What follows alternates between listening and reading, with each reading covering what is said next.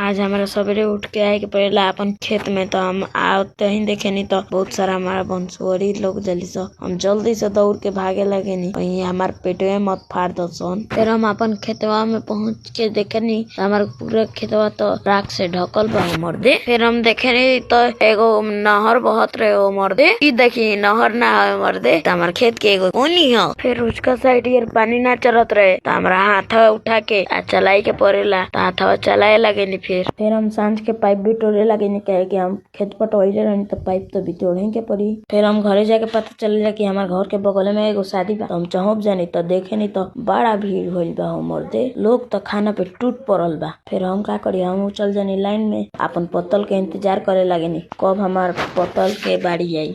फिर हम खानवा लेके आ जानी तो देखे नी तो किट्टू भैया हमारे के देख के रुक जालन, हमार प्लेटवे में निहारे लगेलन, लागता कि हमार प्लेटवा लेके भागिए जई हन। फिर हम देखे नी तो किट्टू भैया विवेक भैया के घूर घूर के देखत तारन, विवेक भैया को मूरी हेंग हिलाव। फिर हम देखे नी तो दुल्हा अपन दुल्हन के जल्दी से बुलावत तारन स्टेज पर। फिर चाउमीन के सुगंध हमारा घर ले महकत गमकत रहे। हम फिर चल गए चाउमीन के ठेलवा तौर। फिर चाउमीनवा के ठेलवा तौर देखे नी तो हमार कुछ फॉलोअर मिल जालन स, जन हमार कैमरे में घुस जालन स।